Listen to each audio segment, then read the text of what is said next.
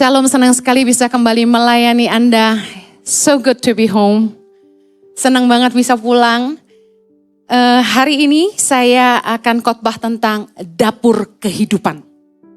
Dalam perjalanan kemarin, tiba-tiba Roh Kudus kasih hikmat sama saya gini. Kami makan di restoran, lalu Roh Kudus kasih hikmat gini. Kualitas daging yang sama bisa jadi masakan yang rasanya berbeda. Satu enak, satu gak enak. Semuanya tergantung dari dapurnya. Tergantung dari siapa yang masak.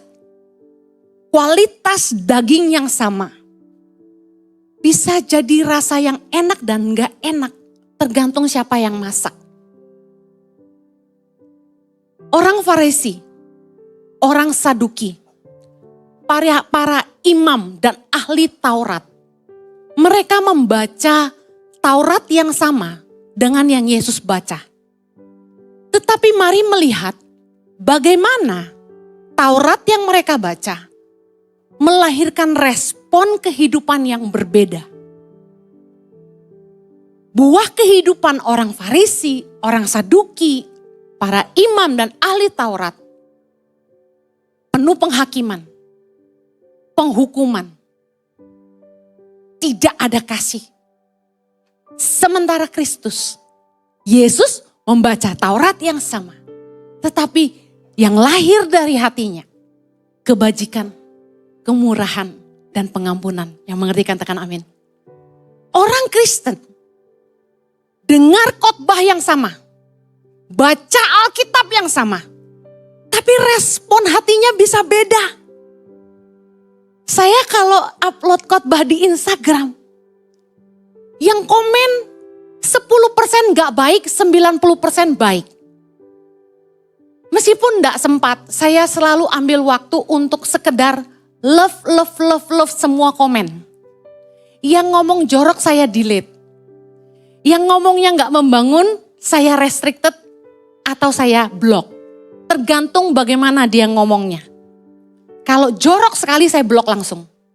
Tapi kalau dia cuma kritik, saya restricted karena saya lihat kata-katanya menjatuhkan. Kalau itu kebenaran saya biarkan.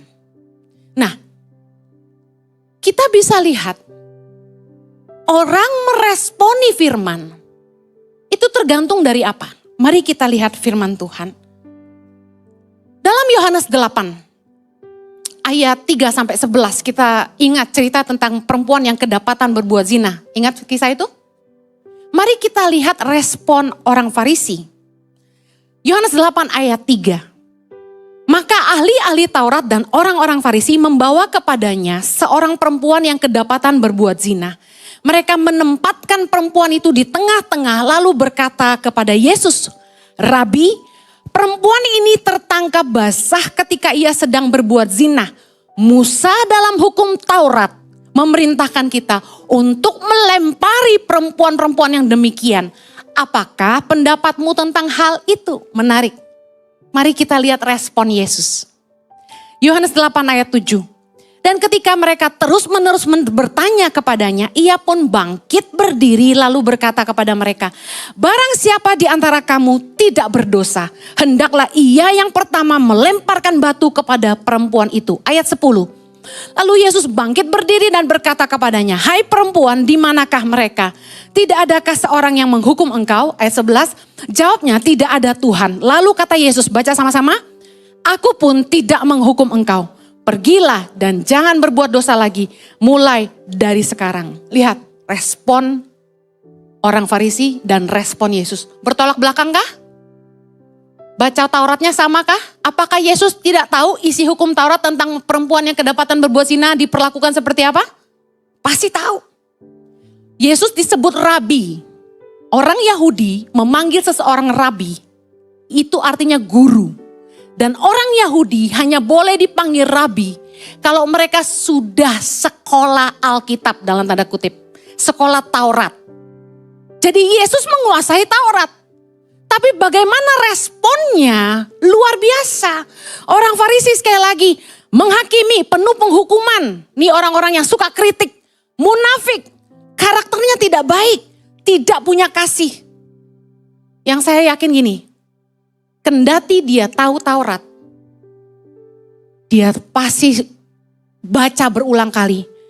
Seperti orang Kristen hari ini, yang baca Alkitab mungkin udah ribuan kali, dengar khotbah jutaan kali. Tapi yang lahir dari hatinya, kemunafikan, penghakiman, penghukuman, karakter yang tidak baik, tidak punya kasih. Tapi sementara Yesus memberikan kemurahan, pengampunan, dan kesempatan. Tanah hati kita yang menentukan respon kita. Yesus mengajarkan perumpamaan tentang firman Tuhan seperti benih. Lukas 8 ayat 15 kita baca sama-sama. Yang jatuh di tanah yang baik itu ialah orang yang setelah mendengar firman itu menyimpannya dalam hati yang baik dan mengeluarkan buah dalam ketekunan. Kuncinya di hati. Sama-sama dengar firman, tapi jatuhnya di 4 macam tanah kalau Anda tahu perumpamaan ini. Dan perumpamaan tentang benih yang jatuh di tanah yang baik adalah ini. Firman Tuhan disimpan di hati yang baik. Menarik sekali bagaimana dari ayat ini kita mulai ngerti bahwa semua yang kita terima, baik firman Tuhan, pengetahuan yang kita pelajari, disimpannya tuh di hati. Diolahnya tuh di hati, dapurnya tuh hati kita. Amsal 4 ayat 23 berkata, jagalah hatimu dengan segala kewaspadaan karena dari situ terpancar kehidupan. Dari hati kita terpancar kehidupan kita. Dapur hidup kita nih hati kita. Kalau hati kita itu tanah yang baik, maka firman yang adalah benih yang jatuh di tanah yang baik ini akan mengeluarkan buah-buah yang baik. Yang mengerti katakan amin. Semua firman yang kita baca, pengetahuan yang kita pelajari akan menghasilkan buah yang baik dalam kehidupan kita kalau tanah hati kita ini baik. Titus 1 ayat 15-16. Mari baca sama-sama. Bagi orang yang suci, semuanya suci. Tetapi bagi orang najis dan bagi orang tidak beriman, suatu pun tidak ada yang suci. Karena baik akal maupun suara hati mereka najis. Mereka mengaku mengenal Allah, tetapi dengan perbuatan mereka, mereka menyangkal Dia. Mereka keji dan durhaka dan tidak sanggup berbuat sesuatu yang baik.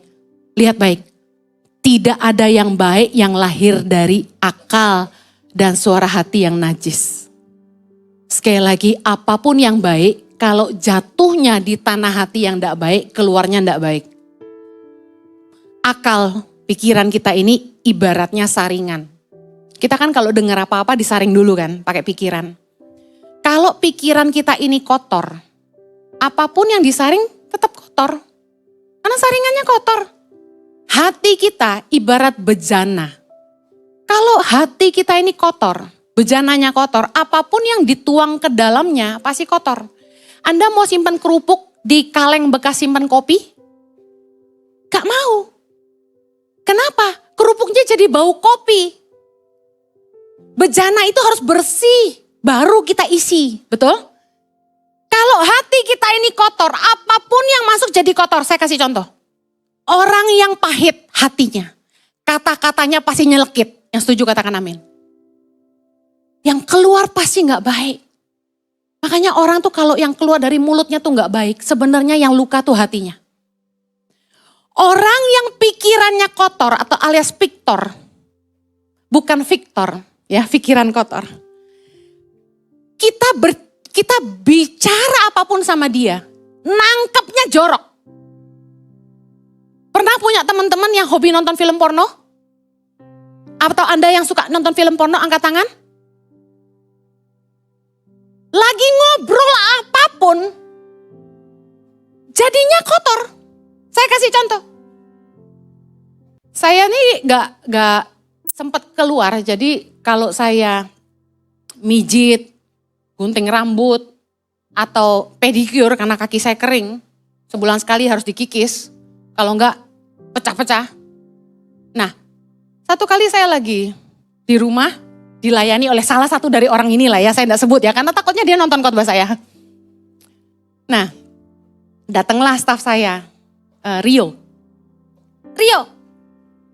Rio ini bantu saya pelihara burung di rumah. Dia kemarin pagi tuh nggak datang, ternyata pergi kemana dulu gitu. Terus dia datang udah siang, terus saya bilang gini, Rio, kok kamu tega sih? Itu burung kelaparan loh. Kok kamu nggak datang pagi-pagi kasih makan dulu, baru kamu kemana yang kamu masih kerja atau kamu masih pergi itu, nanti dulu kasih makan dulu. Kasihan loh burungnya nanti mati, saya bilang gitu. Kok kamu tega sih sama burung-burung itu? Saya ini lagi bicara burung beneran. Nah, ketawa. Nah, kan? Yang sudah ketawa saya tahu kalian udah ngerti maksud saya. Yang lagi terapi saya itu langsung ketawa-ketawa. Langsung bilang gini, iya loh burung loh nanti mati katanya gitu. Dia bilang, iya nanti burungnya mati. Kenapa? Wah dia ketawa-ketawa. Karena burung itu konotasinya bisa beda. Ada amin? Nah ayo. Yang udah ketawa saya udah tahu nih. Anda bisa nangkap sekarang. Kalau saringan kita nih kotor, pikiran kita ini kotor. Kalau bercanda tuh yang keluar tuh porno gitu loh. Bercanda apa aja bawaannya perut ke bawah. Heran. Bener gak? Ngangguk-ngangguk langsung beberapa orang. Orang kalau hatinya kotor, orang ngomong apa aja yang baik sekalipun dia nangkepnya bisa gak baik. Saya khotbah tentang spirit of excellence. Menjadi excellent di dunia kerja. Saya bahas Kolose 3 ayat 22 sampai 24. Apa saja yang kamu kerjakan, kerjakan seperti untuk Tuhan dan bukan untuk manusia. Nah, ayat 24 bilang, kamu tahu bahwa upahnya itu dari Tuhan. Nah, saya ngajar bahwa kalau kita kerja sungguh-sungguh. Nah, ada satu khotbah yang cukup viral di Instagram, khotbah saya. Itu yang komen paling banyak negatif khotbah itu. Seumur-umur saya khotbah, yang terbanyak negatif khotbah itu, potongan khotbah itu. Pas di poin bahas itu. Sampai ratusan ribu yang komen. Dan rata-rata 80% negatif. Jadi orang-orang di Indonesia ini sudah punya mental gini. Udah lu kerja tuh sesuai gaji aja. Jangan mau kerja extra mile. Firman Tuhan berkata, kalau orang suruh kamu berjalan 1 mil, berjalanlah dengan dia 2 mil. Artinya doing extra mile. Nah, mereka bilang, jangan mau, jangan percaya. Saya dikomenin gini, wah dia mau pasti HRD, oh mantan HRD, oh dia bos. Saya dikata-katain, ada yang ngatain saya pakai kata-kata kotor. Pokoknya yang ngomong jorok saya delete semua. Yang meskipun komennya negatif tapi gak jorok saya biarin. Mentalitas orang kerja di Indonesia ini udah gini, Bu, kita yang kerja sungguh-sungguh, itu kalahnya sama penjilat, mereka ngomong gitu. Bu, kita yang kerja sungguh-sungguh, ujung-ujungnya kalau dia nemu orang lain kita ditendang. Jadi banyak karyawan yang kecewa sama bosnya di Indonesia, saya kasih tahu. Mereka komen gini, Bu, khotbahin tuh bos-bosnya, jangan kita, gitu. Bu, kita mah nggak mau jadi karyawan, kita mau jadi bos aja. Mereka komen negatif semua tentang khotbah ini. Satu-satunya khotbah yang saya temukan ditentang begitu banyak orang sampai ratusan ribu. Berarti bos-bos orang Kristen kurang punya hati. Kenapa? Kok banyak orang sakit hati? Kerja gak diperhatikan. Habis manis sepa dibuang katanya. Udah jangan mau ditipu sama ibu ini motivator katanya gitu. Saya dikatain pengajar sesat. Jangan mau. Kita kerja sesuai gaji aja pada gitu. Nah, saya perhatikan komennya kenapa negatif. Hati mereka sakit. Mereka dikecewakan. Mereka kerja sungguh-sungguh tapi tidak dianggap. Mereka lembur gak dibayar. Waktu mereka susah. Katanya gini, kalau kamu tuh diandelin, kamu gak bisa cuti. Cuti aja diteleponin bos terus. Saya kasih saran, kalau kamu cuti matiin HP. Kan cuti. Itu hak karyawan. Ada undang-undang. Kecuali emergency, kamu dikontak, kamu gak harus balas saat itu juga. Kalau sudah malam, saya ajarin. Jangan balas, kecuali emergency. Karena kalau sudah emergency kamu gak dibalas, kamu dipecat. Gini, saya mau ajarin.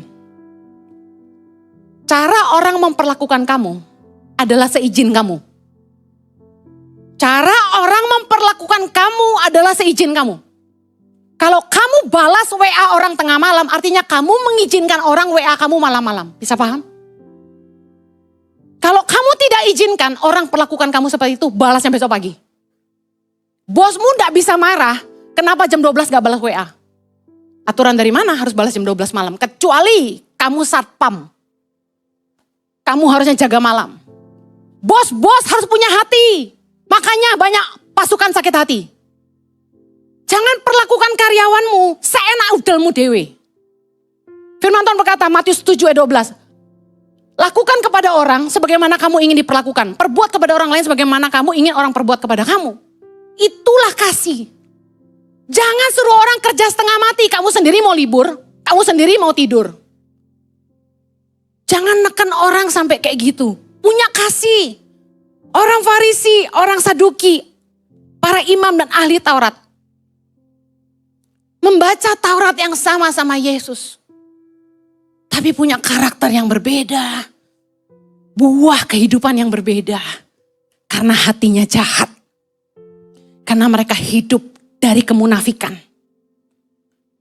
Kalau kita mau jadi orang yang melakukan firman, miliki tanah hati yang baik. Pastikan pikiran kita jangan kotor, hati kita janganlah pahit. Yesus berkata gini dalam Matius 9 ayat 4. Tetapi Yesus mengetahui pikiran mereka.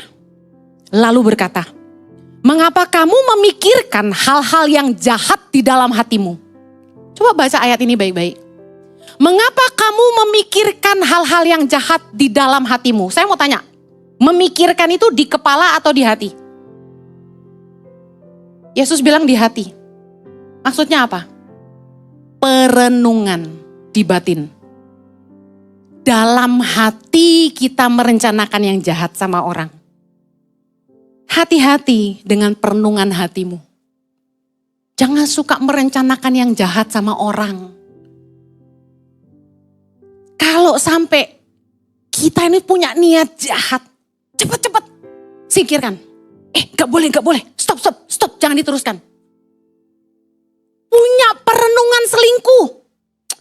Kayaknya ngeri-ngeri sedap nih kalau selingkuh nih. Kayaknya asoy nih, excited nih. Udah jangan diterusin, cut. Itu dosa, selesai. Jangan malah direnungkan lebih dalam dan lebih dalam. Gimana caranya ngibulin istriku? Gimana caranya ngelabuin suamiku? Jangan malah diperdalam. Perenungan hatimu dijaga. Mengapa kamu memikirkan yang jahat dalam hatimu? Kalau kamu mau punya hati yang baik, jangan sampai merenungkan yang jahat. Ketulusan dan kemurnian hati menjadi tanah hati yang baik. Makanya hati kita harus murni. Amin. Sama teman itu jangan modus, harus tulus. Motivasi kita berteman tuh jangan ujung-ujungnya duit, UUD. Banyak jemaat sakit hati sama pendeta. Karena pendeta itu mata duitan UUD. Saya kasih tahu, jangan mengeneralisasi semua orang tersinggung Eke. Aku kan ora. Amin. Kalau saya UUD udah kaya dari dulu. Amin. Dengar, kita itu harus jaga hati murni. Jangan cuma baik sama orang karena ada maunya. Satu kali saya diceritain gini. Ada temen di Amerika. Selalu ditelepon sama temannya. Bro, titip ini dong bro. Kalau dia mau pulang ke Indonesia gitu loh. Di sini siapa yang kalau temennya pulang dari luar negeri selalu nitip angkat tangan. Jangan ada dusta di antara kita. Muka nitip-nitip, dengar.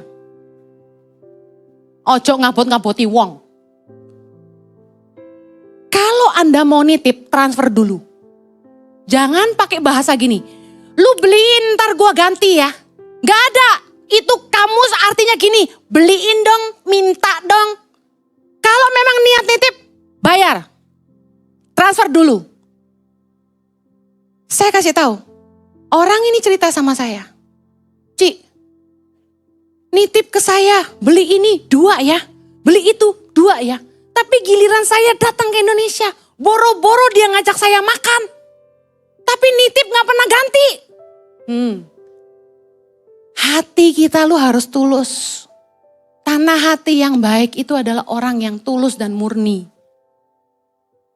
Jangan deketin orang karena ada maunya. Takut akan Allah harus ada di hati saya. Katakan sama-sama. Takut akan Allah harus ada di hati saya. Takut akan Allah itu enggak kelihatan. Adanya di hatimu. Dari mana kamu tahu kamu takut akan Tuhan atau tidak? Lihat keputusan-keputusan yang lahir dari hatimu. Kamu jaga hidupmu sesuai firman? Atau kamu lakukan apa saja demi kekayaan?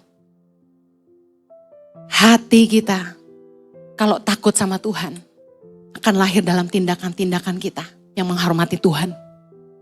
Kita jaga kekudusan enggak? Kita hidup takut akan Tuhan enggak? Mazmur 86 ayat 11 berkata gini, tunjukkanlah kepadaku jalanmu ya Tuhan, supaya aku hidup menurut kebenaranmu. Bulatkanlah hatiku untuk takut akan namamu. Saya kalau doain orang 2 ini saya ucapkan. Tuhan, jaga pertimbangan hatinya dengan kebenaran firman-Mu dan takut akan Engkau. Kita kalau ngambil keputusan apa-apa, 2 ini harus memerintah di hati kita. Kebenaran dan takut akan Tuhan. Jaga hati kita. Yesus berkata dalam Matius 15 ayat 19 sampai 20.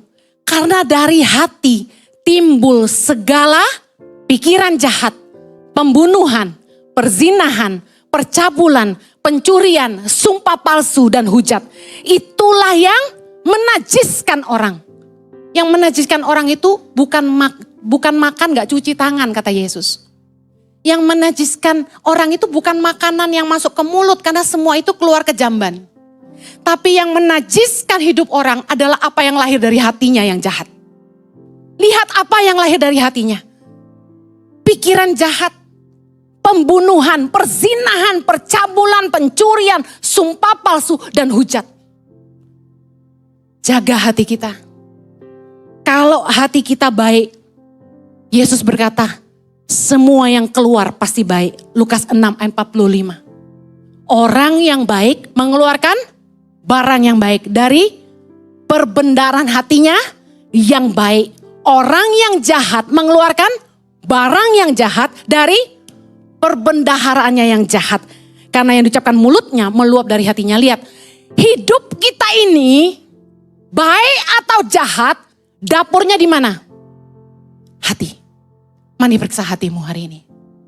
Coba lihat hidupmu. Apakah yang keluar najis? Apakah yang keluar kotor? Apakah yang keluar kejahatan? Atau sebaliknya kekudusan, kebajikan, kasih, kemurahan. Satu hari ada nyonya marah sama pembantunya. Rumahnya mewah, baru bangun. Mungkin perabotan rumah tangganya mahal ya. Tempat cuci piring semuanya mahal. Pembantunya nggak sengaja. Dia sikat sink cuci piring itu dengan sabut besi, tahu ya? Yang buat gosok bokongnya kuali itu loh. Dia pakai untuk cuci wastafel biar mengkilap. Akibatnya apa? Berat semua. Nyonya murka. Nyonya bilang gini, kamu gak tahu saya bangun rumah ini berapa? Puluhan miliar. Wastafel ini semua berapa? Puluhan juta. Kamu cuci pakai sabut itu, sekarang rusak, ganti kamu. Lah, sinknya 20 juta, gaji pembantu berapa? Gak makan berapa bulan keluarganya? Saya mau kasih tahu, orang Kristen tahu firman tapi harus melakukan. Kalau yang keluar dari hatimu, kamu lebih sayang barang dari orang, kamu gak punya kasih. Saya nih, barang dirusak staff tuh berapa banyak. Saya udah cerita di khotbah-khotbah saya. Vas bunga di rumah pecah, gak ada yang ngaku. TV LED ICI baru buka dikasih orang. Gak tahu siapa yang nendang, pecah mati. Gak ada yang ngaku.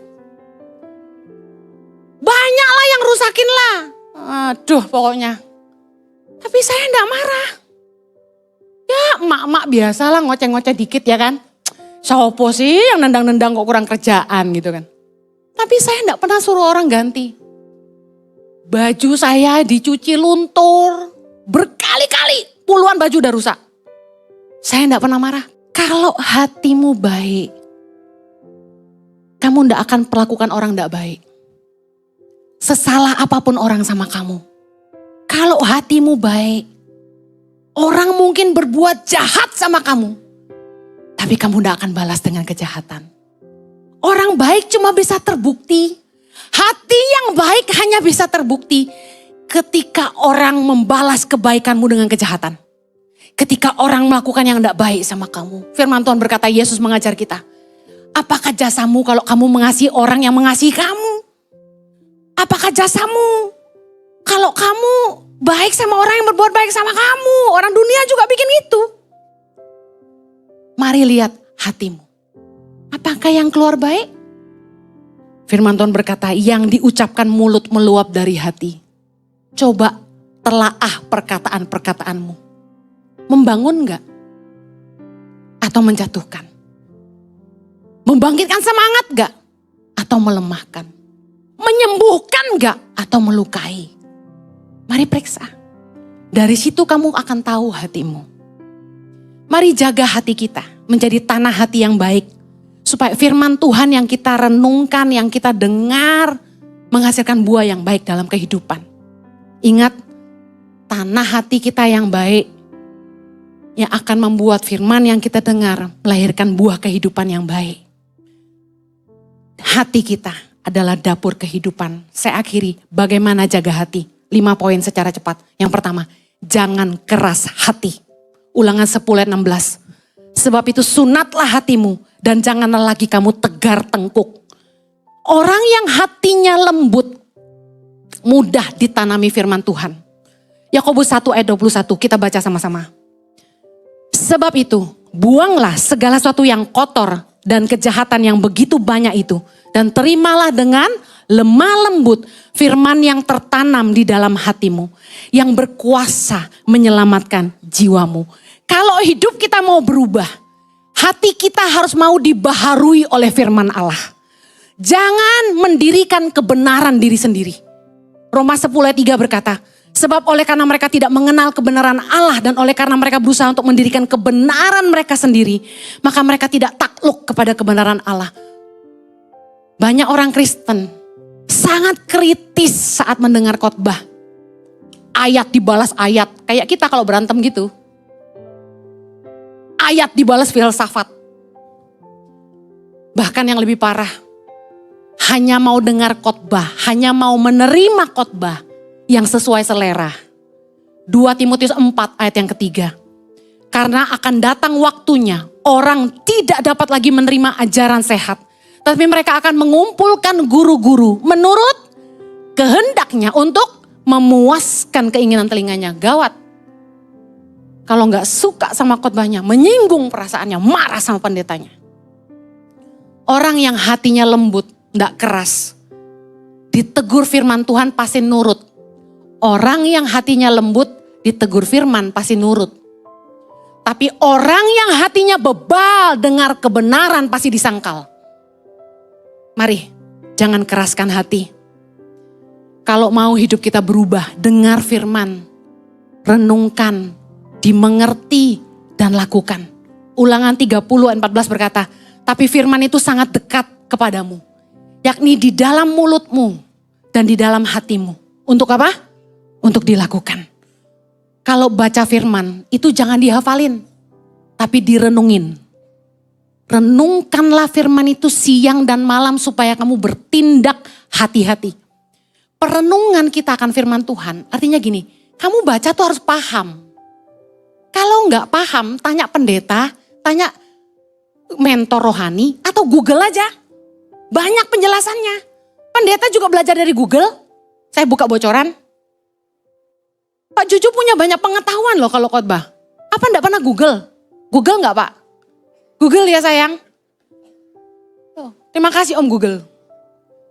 Dengar, saya mau kasih tahu, Yesus waktu khotbah, Yesus itu bisa bahasa Yahudi.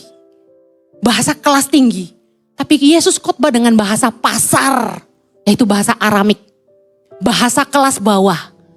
Bukan bahasa yang tinggi-tinggi teologia. Kenapa? Karena Yesus mau semua orang bisa memahami dia. Firman Allah kalau tidak dipahami, tidak dimengerti, tidak bisa dihidupi. Makanya nih para pengajar di ICI, jangan khotbah pakai bahasa tinggi, orang gak ngerti. Amen. Kuncinya itu bukan dibaca tapi direnungkan dan dilakukan. Yang kedua, bagaimana kita jaga hati? Jangan tinggi hati. Orang yang tinggi hati pasti lupa diri. Kalau udah kaya, jangan lupa Tuhan. Jangan lupa sama orang yang nolong kamu. Orang yang tinggi hati melupakan Tuhan. Saya bersyukur di hidup kita ini Tuhan kasih ujian. Karena lewat ujianlah Tuhan menjaga kita tetap rendah hati. Yang mengerti katakan amin. Yang berikutnya, bagaimana kita menjaga hati? Yang ketiga, jangan iri hati. Jangan suka iri. Jangan lihat orang lebih kaya iri. Jangan lihat orang lebih maju iri. Lihat saudaramu punya lebih, kamu iri. Saya kasih tahu, iri hati itu membusukkan tulang, kata firman Tuhan. Tulangmu cepat keropos loh kalau kamu iri terus sama orang. Amen. Iri hati adalah akar kejahatan. Saya kasih contoh. Ingat waktu kejadian Kain dan Habel? Persembahan Habel diterima, persembahan Kain tidak. Marahlah Kain. Dia cemburu. Apa yang terjadi? Dia bunuh Habel. Ingat kisah Yusuf? Saudara-saudara Yusuf iri hati kepada Yusuf. Anda bisa baca dalam Kejadian 37 ayat 11. Maka iri hatilah saudaranya kepadanya. Apa yang terjadi? Ayat 18, mereka telah bermufakat mencari daya upaya untuk membunuhnya. Orang dari iri mau bunuh. Iri mau bunuh. Bahaya. Jangan suka iri hati sama orang. Daripada iri hati lebih baik kita syukuri apa yang Tuhan beri dalam hidup ini. Yang mau katakan amin. Yang keempat, bagaimana jaga hati? Jangan menyimpan amarah atau dendam. Baca sama-sama Mazmur 378. Berhentilah marah dan tinggalkanlah panas hati itu. Jangan marah, itu hanya membawa kepada kejahatan. Jangan marah, jangan dendam. Ampuni, lepaskan. Yang suka dendam sama orang, Anda rugi. Anda tidak akan bahagia. Orang yang simpan dendam dan amarah, hidupnya tidak punya sukacita, tidak punya damai sejahtera. Ngampuni. Tuhan aja sudah ngampuni kita. Kenapa kita tidak bisa ngampuni orang? Orang yang sadar dosanya banyak aja diampuni Tuhan. Kenapa tidak bisa ngampunin orang? Saya belajar dalam hidup ini. Ngampuni itu membuat hidup ini ringan, bahagia. Kita jadi tenang gitu loh, tidak punya dendam. Kita ketemu orang yang nyakiti kita juga, kita santai aja. Amin. Ayo, jangan simpan dendam dan amarah. Yang terakhir, bagaimana jaga hati? Jangan cinta uang. Karena 1 Timotius 6 ayat 10 berkata, akar segala kejahatan adalah cinta uang. Kalau Anda mau jaga hati, ingat baik-baik. Jangan sampai tinggi hati, jangan iri hati. Jangan menyimpan amarah atau dendam. Dan jangan cinta uang. Jangan keras hati. Yuk taat sama firman. Saya berdoa agar Anda jaga hati Anda. Kelihatannya sederhana, cuma urusan hati. Tapi saya kasih tuh, gak mudah. Hatimu adalah dapur hidupmu. Kalau kamu mau yang lahir dari hidupmu baik, jaga hatimu. Amen. Jangan keras hati, dengar firman Tuhan lakukan. Jangan tinggi hati, jangan iri hati, jangan menyimpan dendam. Mari ampuni semua orang yang bersalah kepada kita. Jangan cinta uang, karena cinta uang adalah akar segala kejahatan. Anda yang mau menghidupi firman sama-sama katakan amin. Mari kita berdoa. Kasih karuniamu memampukan kami Tuhan. Untuk terus menjaga hati kami. Karena hati kami adalah dapur kehidupan kami. Kami rindu apa yang keluar dari hidup kami. Tindakan, perkataan kami adalah hal-hal yang baik. hal-hal yang mempermuliakan Tuhan. Biarlah hidup kami jadi orang-orang yang penuh kasih. Supaya kasih Tuhan dinyatakan di dunia ini. Pakai setiap kami Tuhan. Dan ampuni kami kalau kami menyimpan sakit hati, dendam, kesombongan, cinta uang, keras hati. Ampuni kami, lembutkan hati kami. Terima kasih Bapa. Terpujilah namamu. Hanya dalam nama Yesus kami berdoa. Yang diberkati Tuhan sama-sama katakan. Amen. Katakan kanan kirimu, jaga hati.